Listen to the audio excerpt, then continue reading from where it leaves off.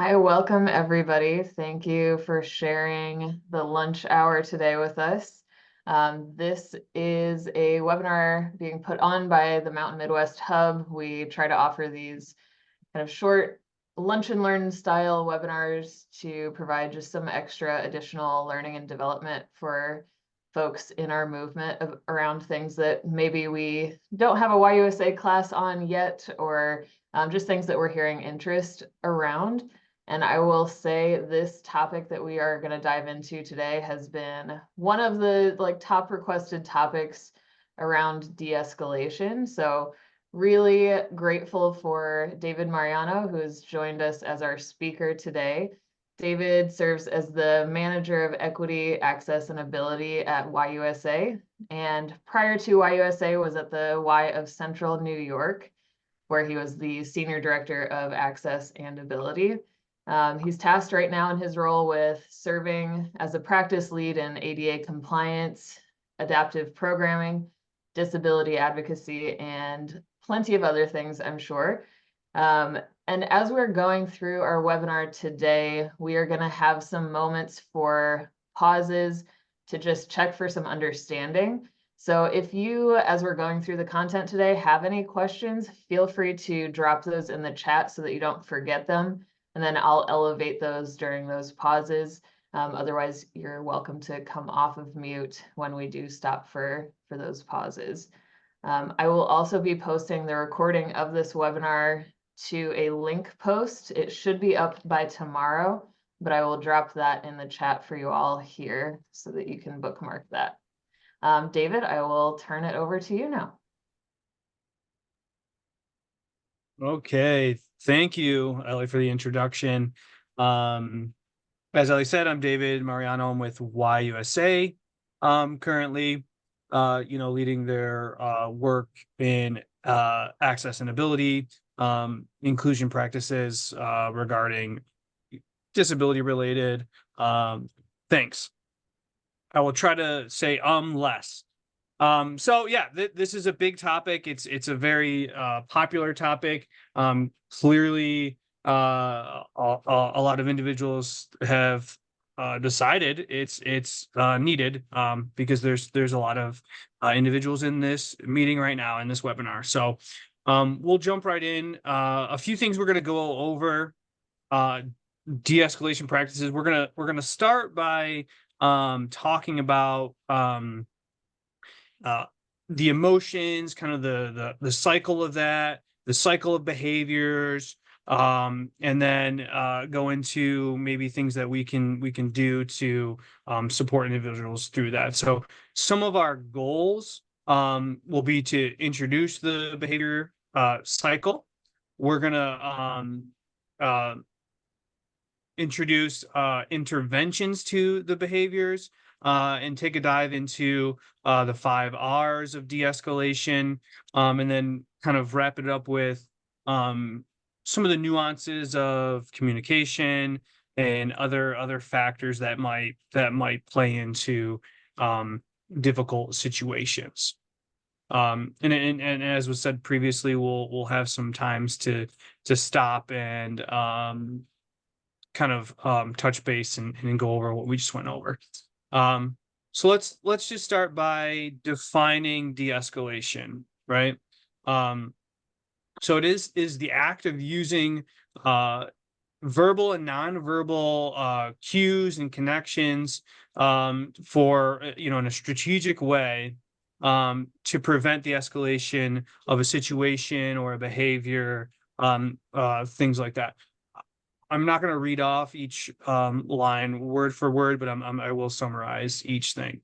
So it's essentially trying to using our communication, our body language, tools that we might have to either stop the escalation of a situation or behavior, and then many times de-escalate that behavior as well. So part of that, a big part of that is communication. So we'll touch on listen first quickly. I'm not a listen first trainer, so we won't go into too much detail regarding that, but listen first is a good training to have to kind of hone your communication skills, right? Communication is really important when it comes to interacting with individuals. And listen first is a good way of doing that. That asking open-ended questions, kind of make sure that you're re-communicating to them what they're saying, and to kind of represent your understanding, and kind of summarize and pull points together, to kind of go over the situation with them, so that all those points are part of listen first, and they're that training is a good thing to have in your toolbox when it comes to de-escalation, because again, communication is very important. So if you haven't done that training, I would urge you to do that training. Okay, so why are we here, right? What is the need for de-escalation? I'm sure if we went around the room, we'd have probably hundreds of different situations on why de-escalation and the knowledge of de-escalation is important. We've all had situations with members from adult to youth, where situations have escalated, and de-escalation practices could have been very helpful. So when a situation goes beyond customer service and into human service, right? A lot of what we're dealing with, or the situations you might incur, is somebody going through a crisis. So what we're trying to do is help them through that crisis, right? The Y is a nonprofit. We do a lot of human service work. So a lot of the times, interactions like this that warrant de-escalation, it goes from customer service to human service. And so going beyond that, when the actions of someone in the situation start to escalate and become harm to self or others, staff, or themselves, it's a good time for us to intervene and make sure that we're trying to de-escalate the situation for their safety, for our safety, for members' safety, for the other kids in our classroom. Okay. And then beyond that, it's when kind of to reiterate, when those actions kind of go beyond just something that can be figured out among, say, a basketball game, it goes beyond figuring it out amongst themselves, amongst members, just when we have to, as a staff, kind of intervene.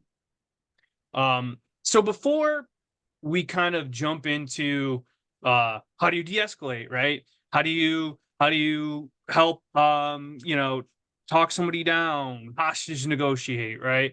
It's good to have an understanding of the stages of emotions, what someone's going through, right? To know what to do and how to react, it's good to know what is happening, right?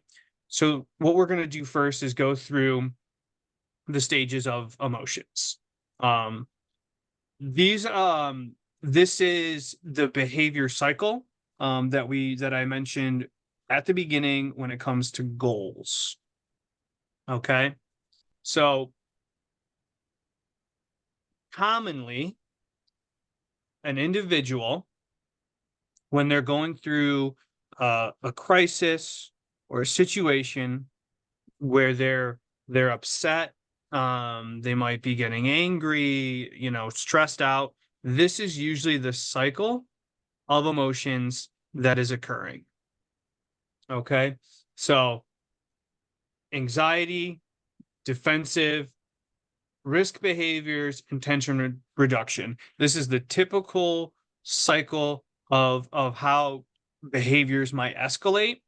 Um, it doesn't mean it's always in this order. They might go from the anxiety behavior right to the risk behavior, or right from the defensive to the tension reduction. But this is the most common cycle.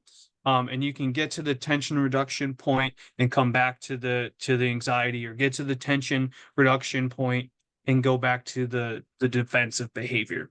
So it's good to know that is the typical order, but it can go um it can skip a stage, and it can cycle back through. So it's good to know that it's a cycle, and it's not always stage to stage to stage to stage. So what are these? What do all these behaviors mean? What are all these emotions? So we can define them on the following slides here. So anxiety. This is a change in typical behavior, right? To where you kind of, if you think of yourself, you can kind of, maybe your face is getting flushed, your heart's starting to beat a little faster. Some signs of this to look out for when you're interacting with someone. If you don't, if you might be able to see that their face is flushed, something like that. But it's pacing. So if someone's pacing back and forth, heavy breathing, maybe they're clenching their jaw, something like that. This is kind of like the first stage that someone will get to when they're becoming upset, right? They get anxious, that anxiety increases, and they start to display these pacing behaviors, heavy breathing, clenched fists, what have you. It's good to when you're interacting with an individual to know what stage they're in. So that's the first stage of the emotional cycle. The second is defensive. Um, so this is when the anxiety is increased to a point where they feel they need to protect themselves. They feel threatened or challenged. And it's good to know this is their perception, right? So it doesn't matter so much whether you believe they're threatened, whether you believe that they feel threatened. What matters is they do, and that's the emotional stage they're in. Okay, so this might be somebody getting more aggressive with their body language. Instead of just pacing back and forth, they're pacing towards you in a way. Just a little bit more aggressive, yelling, the volume of their voice gets louder, or even the speed of their speech will increase in this defensive emotional stage. The next stage is risk behavior.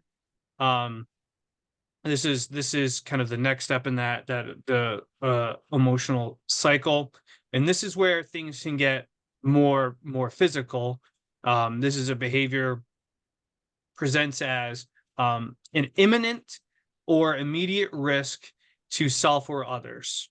Okay, so that could be arms flailing about, not really caring whether they're going to hit you or not. It might not be specific intent to harm you, but there is imminent or immediate risk of that. If they feel backed into a corner, they want to get away from the situation, they might throw their arms, push you out of the way, things like that. Hitting, biting, throwing things, all common behaviors in the risk behavior emotional stage.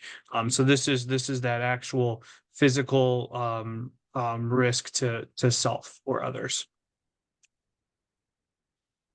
And lastly, the last stage is kind of that emotional hangover of going through all those other stages of emotions, because there's a lot, it's a lot of chemicals going through the body, going through the brain, that have this person has ramped up through those emotional stages.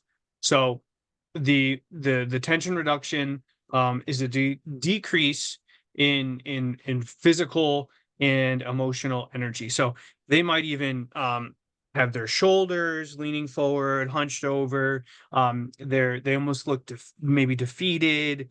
There could be crying, slouch posture. So it's good to know that when an individual reaches this stage, it doesn't mean it's over. If we don't handle it appropriately, if we don't um, make sure we're careful in how we interact and speak with them, they can go right back to any one of the other stages below pretty quickly because they're still in the crisis, right? These are the stages of the emotional stages of the crisis. So even if they're in this tension reduction stage, they're still in crisis at that point. So there is approaches to this, but before we get to the approaches to the behaviors, we'll take a quick pause because it's a lot of information on those different emotions to see if anyone has any questions, and you can pop it in the chat or just come off on mute and ask.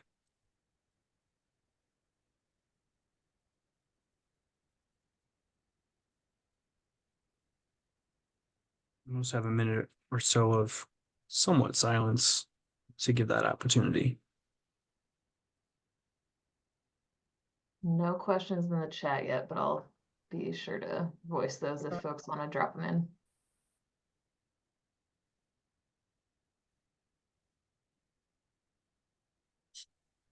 Any and every question is welcome.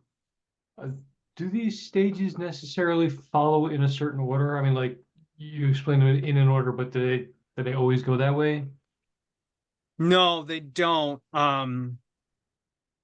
It's the most typical order, but it does not mean it goes in that order every time. The most common thing that happens when it goes out of order, it's skipping one of the stages, and depending on how we interact and handle the situation, it might quickly go from anxiety to risk behavior pretty quickly. So there is risk of it skipping and escalating quickly if we're not interacting and responding appropriately. I do have a question in the chat asking kind of, is this training and content geared more towards adults or children, or maybe is it applicable to both? It is applicable to both because, chemically we're similar as far as how we go through the emotions. A child might go through these emotions quicker and they might cycle through more often than an adult, but it is applicable to both. But it's just good to note that they might go from one stage to the other. A child might go one stage to the other quicker than an adult might. Um, you know, based on their emotional quotient or what have you. So yes, it is applicable to both. And one more question, this may be something we kick down the road, but at what point do we call for assistance from either police or outside support? Yeah, we will kind of hint at that later, but it is dependent on policies that you've made in your own association, your own why. But that risk behavior is where that policy will come into play, right? So majority of the risk behaviors we see are not directly physical, knocking a chair over, throwing something against the wall, things like that. But there's a big potential for the risk behavior to be more physical to a person, and that's where an internal policy might kind of help you in that regard, and we'll touch on that in a little bit.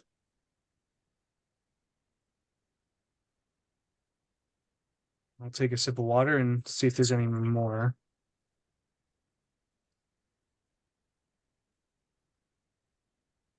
Okay. I think we're good to go on to the approaches to each behavior, right?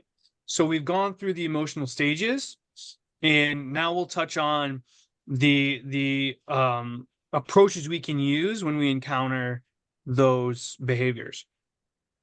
And again, it's there kind of is a hierarchy again, where there's the supportive approach, the directive approach, the safety interventions approach, and the therapeutic rapport. And they similar to, as I said, they're similar to the emotional stages. It is a bit of a hierarchy, and we'll go through and define each one.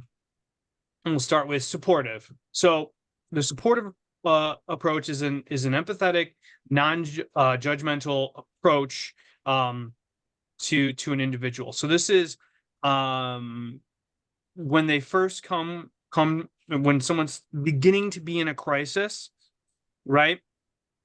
It's coming to it with empathy, understanding, recognition. It's not denying what they might be upset about, right? You got to go on a journey with them.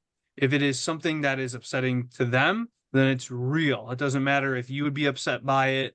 It doesn't matter if you think it's silly. If it's real to them, then it's real, and it's something we need to support.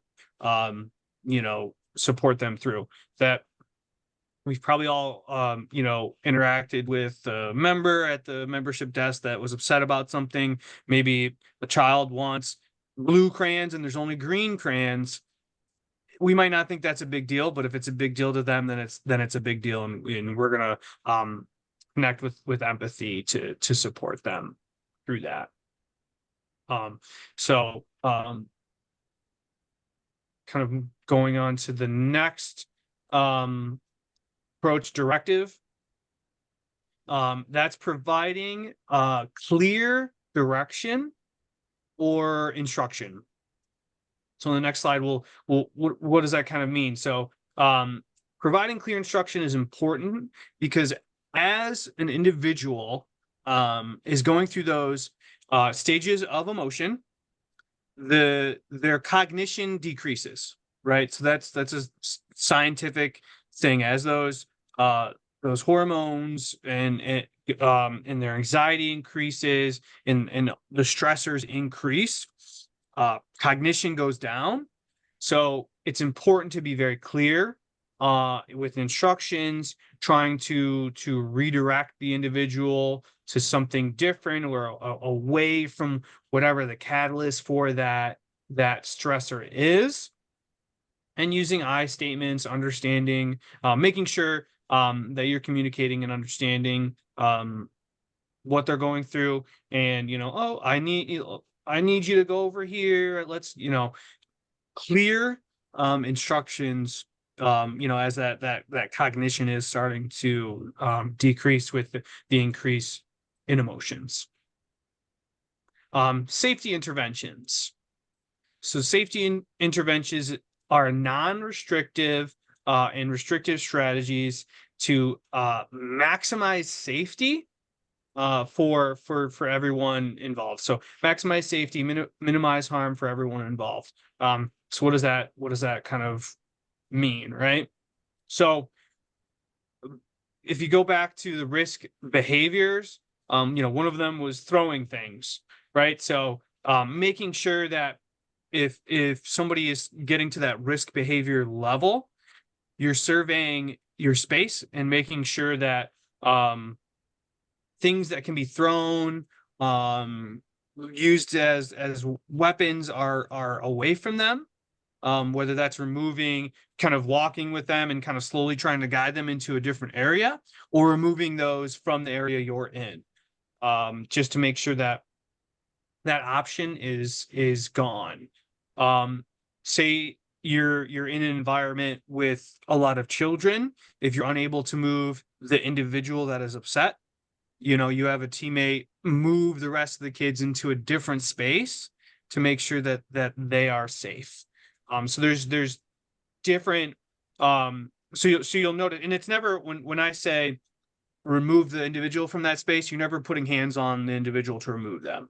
If you're talking with them and engaging with them, you're walking maybe while you're doing that, and they're following you into a space where that's a little bit safer. And this is important too.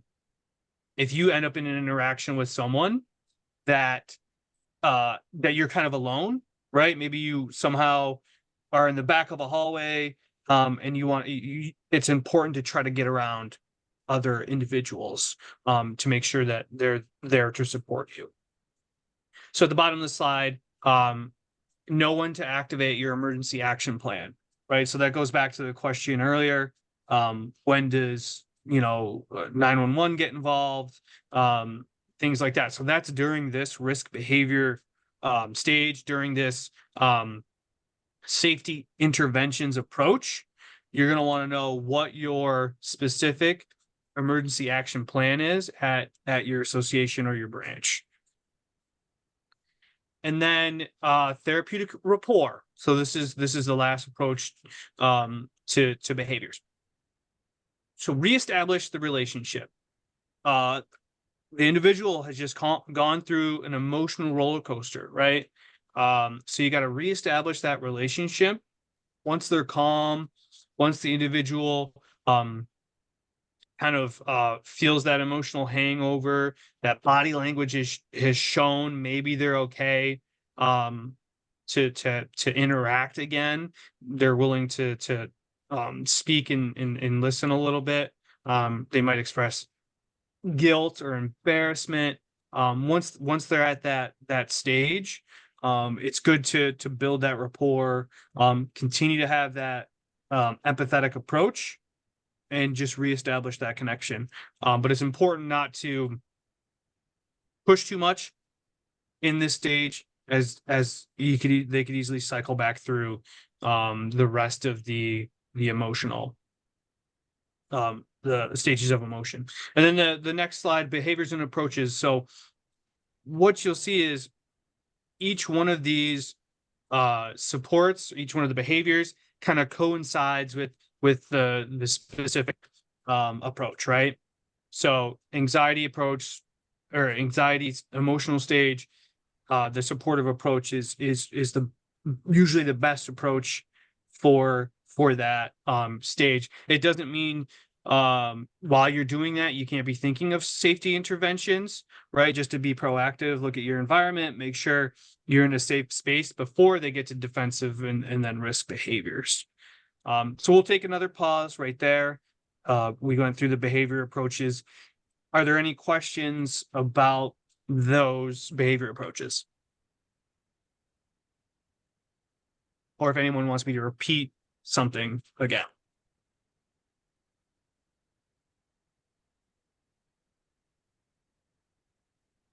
I have a quick question. Yes. Is there anywhere in these behaviors and approaches that take into consideration cultural awareness? Because I feel like sometimes in situations, different cultures express themselves different ways. And so what we may perceive as, body language or heightened activity could be just a cultural interaction between people. So is there something that coincides with this to recognize that? So a lot of this content is born out of another training, I suppose, and it doesn't really touch on that much, but that is an important piece. Okay. I've been in that situation before because I speak with my hands a lot. I move around a lot when I speak, and I'm just loud. My whole family is loud, so a lot of times that can be misinterpreted. So that is an important piece to think of when interacting with someone. Okay, thank you. Mm-hmm. And I know also we have at the Y like trainings around understanding your biases. So some of that is really important to pair with thinking about de-escalation, really understanding how you might react, maybe born out of a lot of your own biases. So thanks for bringing that up. Thank you. Yeah, no, that's great. How listen first is a good complementary piece to this. What you mentioned, those trainings, advancing equity trainings are a good complementary piece to this training as well. I just wanted to jump in. Name's Johannes. I think just to add to that too, I do see you all described it as supportive as an approach, but in the description of supportive, right, you talked about an empathetic and non-judgmental approach to the situation, which I think at surface level addresses like that you're not making assumptions right away. But really what it's getting at is finding someone's personal lived experience with whatever the subject is. And usually if you're taking the approach of finding a personal lived experience, it directly relates to that diversity inclusion piece as well. Just wanted to call that out. Mhm. Right. Are you guys all right Yep. now? Yeah, it's an approach where you have to connect to the individual. For sure. All of the approaches to the behaviors, for sure. Good point. And we had some confirmation from Jennifer in the chat, not just culture, but different learning abilities as well, thinking about their teenage nephew who has an IEP around their ADD.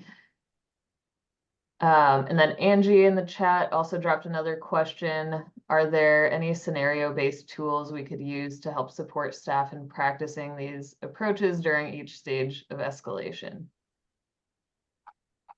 Yes, there are. So there's a couple different versions of this training, and some can have examples and scenarios and tools to help you through each one of those. It might be good for us to maybe connect afterwards so I can kind of share some of those resources. I'll have my contact information at the end. So maybe write that down and reach out to me, and we can go over that a little bit more in detail. But there is exercises and things that can help hone these skills. And if there are any resources shared that way, I can also add those to the link post that I dropped at the beginning of this call where the recording will be. Perfect.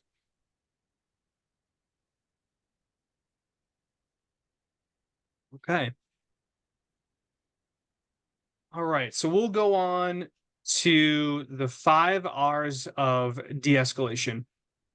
So in a way, this is somewhat of a summary of what we just talked about, and a way to maybe think about it easier while you're going through a crisis situation. In one note before I talk about this specific tool is that all these tools are not just for the individual that you're supporting through a crisis.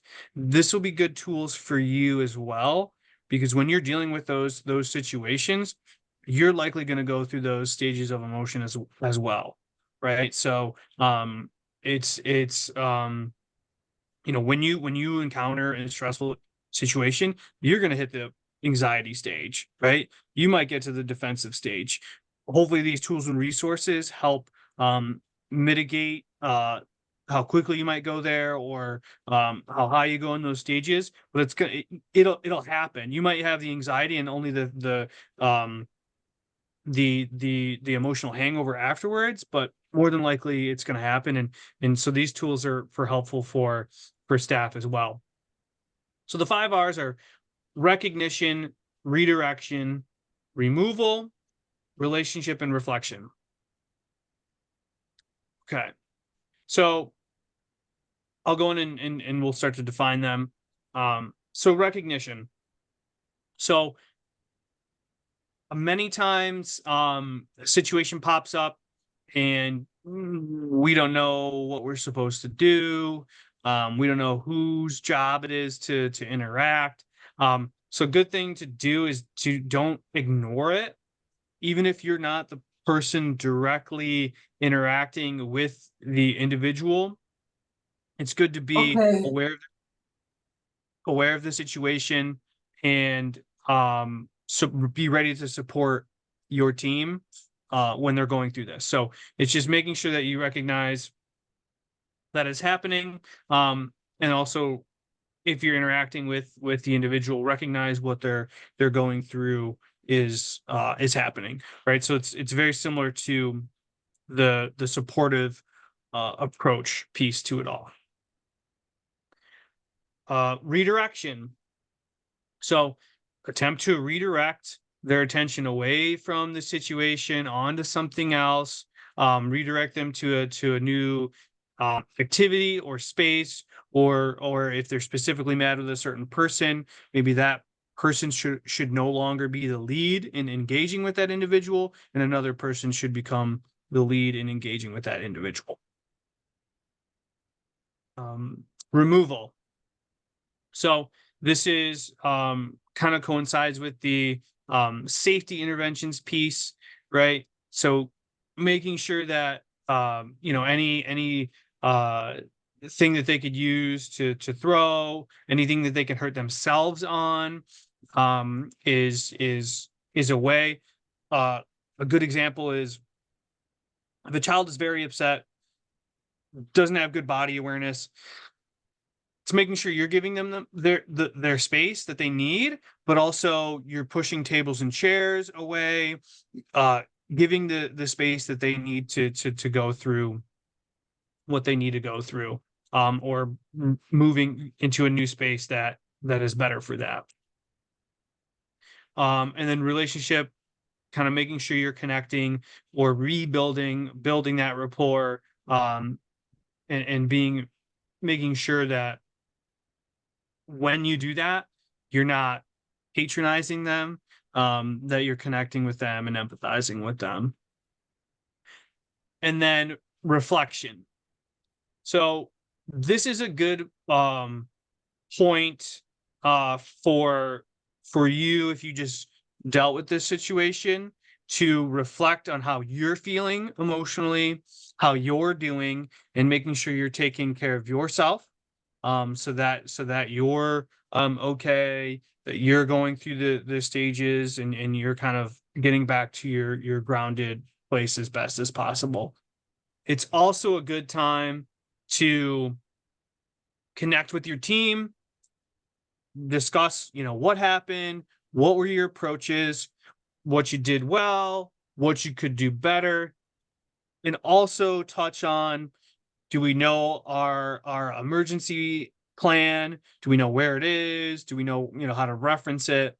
So the reflection piece is a really important piece for yourself, and for your team, as far as your response, and making sure you have those other tools at your disposal that are association level tools. Any questions there?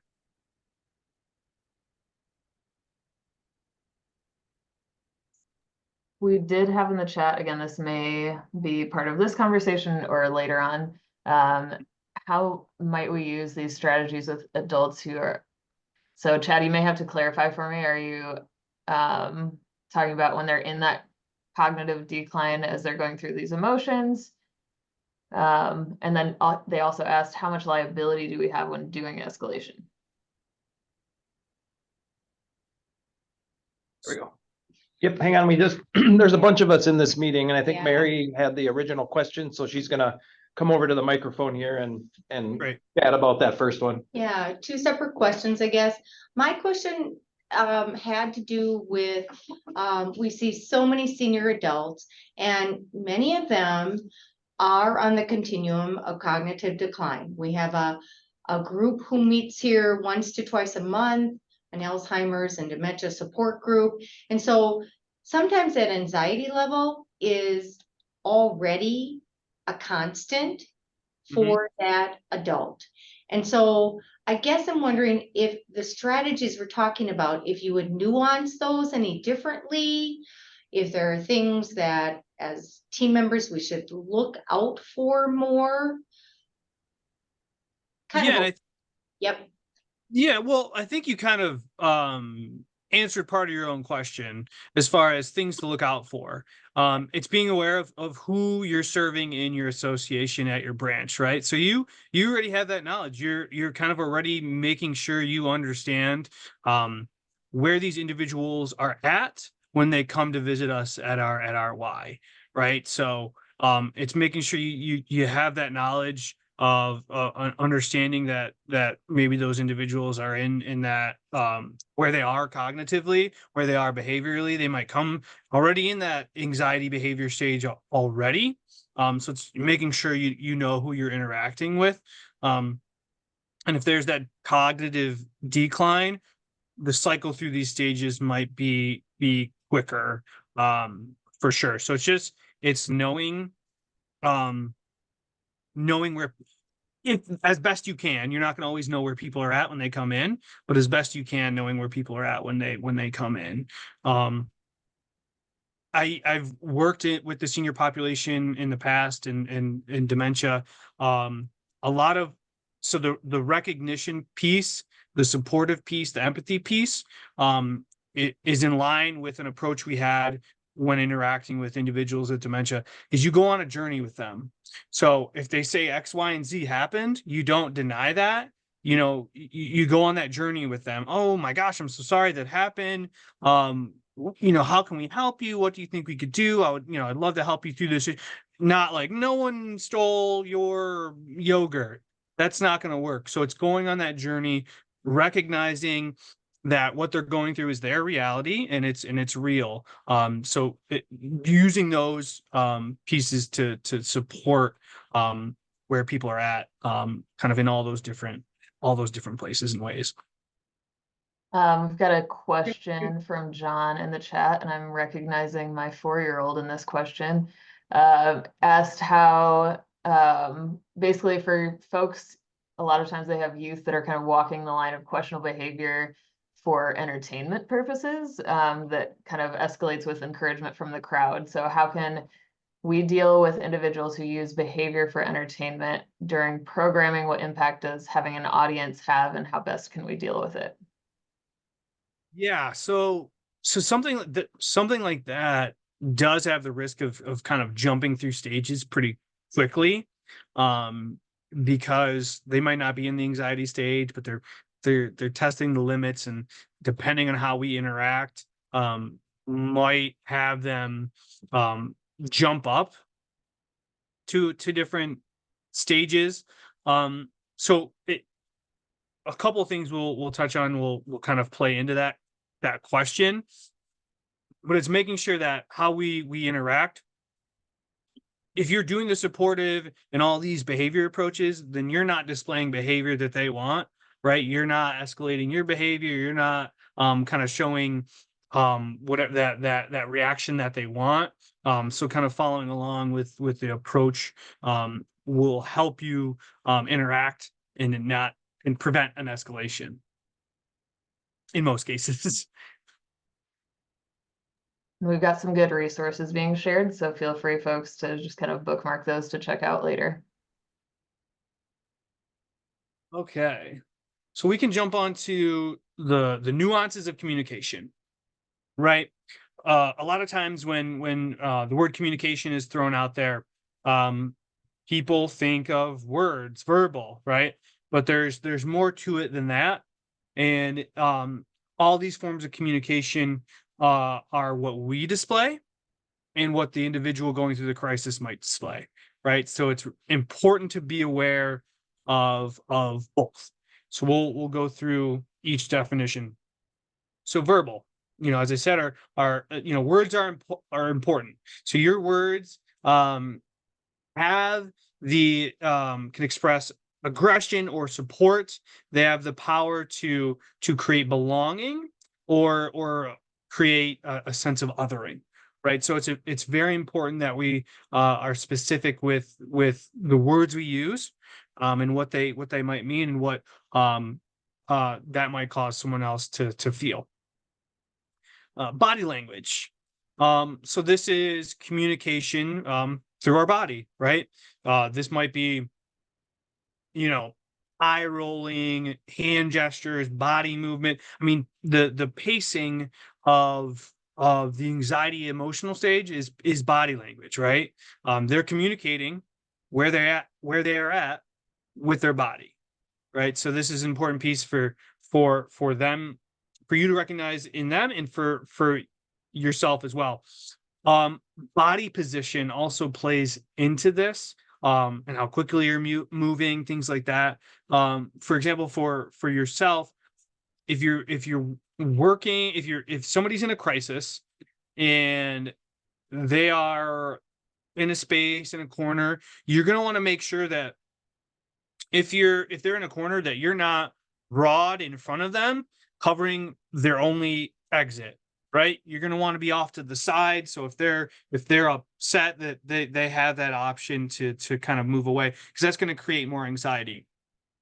However, if you're in a child after school or daycare, and your body position is to stop them from is covering an exit, that's where their safety kind of overrules that body position, right? So if they're trying to get, you're covering a door that goes out into a parking lot, then you're going to want to stay there.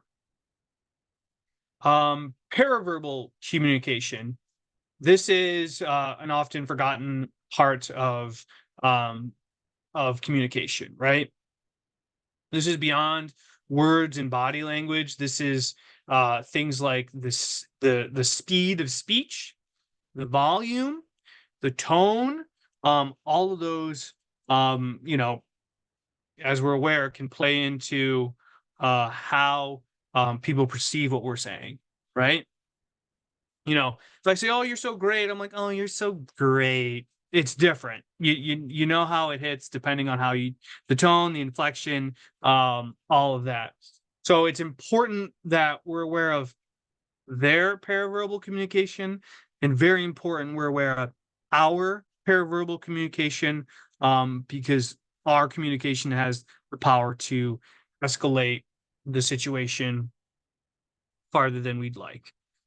I'll keep on going, and we can kind of summarize at the end. So other factors that go into these situations, integrated experience. So this is when you're not actual bees. I see that I put 2 E's on the be aware now. But just be aware, not be aware of bees or anything like that. Be aware of your body language, your communication, because not only can it increase and cause their emotional stages to increase, their emotional stages can cause your emotional stage to increase, right? It's called an integrated experience. It's a real thing, where someone else's anger can start to be picked up by our anger, and if we're not acutely aware of it, if we're not aware that this is even a thing, we're going to start to go higher in those emotional stages as well. So it's important to be aware of that integrated experience. Beyond that, it's important to know there are factors in this that you are in control of, right? You're in control of the words that you use. You're in control of your paraverbal communication, the tone, the volume, your body language, your facial expressions, your body positioning, whether you're rolling your eyes. So it's really important to be aware that there are many factors that you're able to be in control of, right? So if you want to make sure that you want to present that you're supporting someone, if they're sitting on the ground, sit on the ground with them. If you're trying to establish that relationship, don't stand and tower over them, because that is an intimidating posture rather than a supportive posture. So it's being aware of all these things that you're in control of. It's important. It's nice to have control. It makes us feel less helpless, and we aren't helpless. We there's a lot of tools and things we are in control of in these situations. So Beyond that, there's things to remember. Okay. There's external factors for individuals coming in. We kind of touched on that earlier. People might be coming into our facility with in the anxiety stage, in a lower cognitive mindset. So it's your job to kind of work as a team to get through these situations, and ensure everyone stays safe. Part of that is the precipitating factor, right? This question kind of came up a couple times, right? In how individuals are coming into our spaces, right? Precipitating play into that. So we don't know whether someone's coming in anxiety emotional stage, if someone cut them off and stole their parking spot and they're in the defensive stage already. So it's just being aware that oftentimes it isn't about you. It's about them. It's about what they just went through. It's about these other precipitating factors, these underlying causes that are really driving the behavior, and to make sure that you're not taking it personally. Rather you're trying to support this individual through what they are going through. And again, it's really important after you've gone through all those things to debrief and document. So that's that reflection piece of the 5 R's. So make sure you take the time with your team to go through that de-escalation yourself, because you're going to have an emotional reaction. That's normal. That's fine. You're not going to just be ice cold. So it's make sure that you're reflecting, make sure that other people that were involved, bystanders, are all okay, that if there's damage done to the property, or you're kind of making sure you're figuring that out, that there's not continued additional safety risks if nothing has happened to fix it or what have you. And then just go through that kind of that whole situation. What happened? What was our response? What were the approaches? What could we have done better? What did we do great? And then what's our emergency action plan too? It's important to go over that during these debriefs. So I went through a few of those last few slides quickly. I just wanted to get through them to make sure that we can have a pretty good amount of time at the end to go over any questions about those last few slides, any questions about the whole presentation. And my contact information is there at the last slide if you think of anything, or if you want any additional resources. So we can kind of open it up to all sorts of questions or examples or what have you. Got a couple in the chat. I'll read. Martina said, I used to be trained in nonviolent crisis intervention, also known as CPI training. What can we do when we cannot seem to de-escalate the situation? And for example, have 2 children engaging in a fist fight. My gut instinct would be to try to either stand between the children or try to somehow hold them back from each other. If a staff was CPI trained, would any of that be applicable, particularly if someone was a bit stronger and trying to punch, kick, bite, etc.? Yeah, that's an interesting question. For the most part, the why does not really support the physical crisis prevention intervention training. Again, each association, each branch is going to have their own policy on child safety and what you're able to do when a child's health and safety is at immediate and imminent risk. So a lot of the times you're able to interact more directly, intervene more directly to prevent physical harm. So it's making sure that the policies of your direct association and branch, because they are specific to each association. But for the most part, Ys don't really do the physical intervention of the non-violent physical intervention of CPI. Next question from the chat. Gary asked, when is it best to remove or take that person to another more private space to talk about the situation, to not aggravate or disrupt others in the area? It's a good question. When you're in that anxiety or defensive stage, if you're able to communicate that in a way that shows empathy, and say, oh, that is, awful. I'm so sorry. Let's go into this space to help you out and discuss that further. It's good to get into that. It's good to be thinking of that safety intervention stage, that safety intervention approach, when you're in the earlier stages of the emotions and the approaches, to be proactive. So you don't want to do this. You want to make sure the space is equipped for the safety interventions before you have to get to the safety interventions approach. Geraldine, and I'm so sorry if I'm saying names wrong, added kind of a comment about mental health is real and plays into many crises or escalated situations. And a lot of counties, specifically here, we're talking about Minnesota, but have crisis response teams. So I think that's a great just kind of note to make in light of this entire training, is you have other resources in your community aside from calling the police that you should be educating your staff about. 100%. It's important, and I on one of the slides it said it. I don't know that I verbalized it.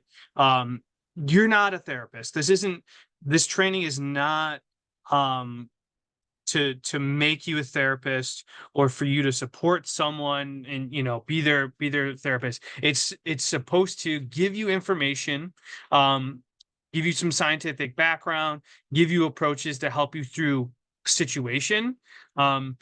But those bigger interventions are best done by someone else. So it's really important to kind of source locally.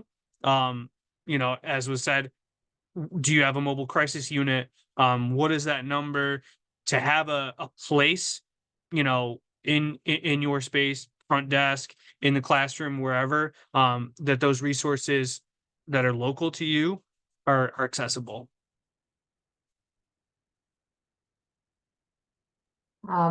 Carolina in the chat says, we deal with escalation over the phone and most of these apply and are very useful. Wondering what suggestion you would have when these steps have been taken and you have someone that is being verbally abusive and not de-escalating, what would be the appropriate response? Yeah, it's tough, because a lot of this kind of discusses it loosely touches on intent, right? A lot of what's happening is not intentional. There's not the intent for harm to happen, but it gets there because of the emotional stages, and these approaches are there to help prevent that. But it doesn't always work. Sometimes people come in with the intent to just be verbally abusive. So there's usually policies that are in place to that are in regards to that. Probably the best thing to do is not discuss those policies while it's happening, but after the conversation is done, is to the reflection piece isn't only internal. The reflection piece can be with the individual that just went through a crisis, to reflect on their behavior, reiterate the rules of the Y, reiterate expectations, the membership policy, and all the things that they agreed to. So that part of that can be incorporated in the reflection piece. So it's connecting with that individual and saying, this is not appropriate. We will not tolerate this.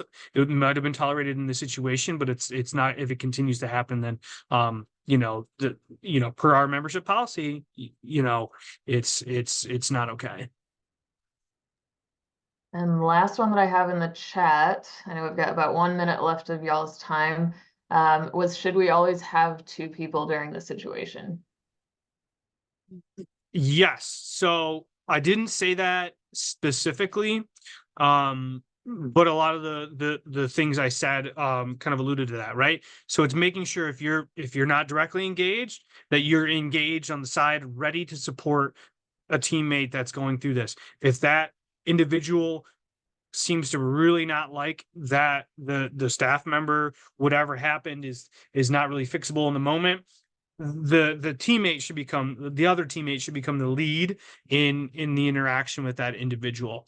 So it's super important as far as staff safety to have more than one individual there. We gotta support each other for sure. So anytime you can have more than one individual, it's best. And if you have, when I was previously at an association, they might call the executive from the back office to come out with them if there's no other person at membership.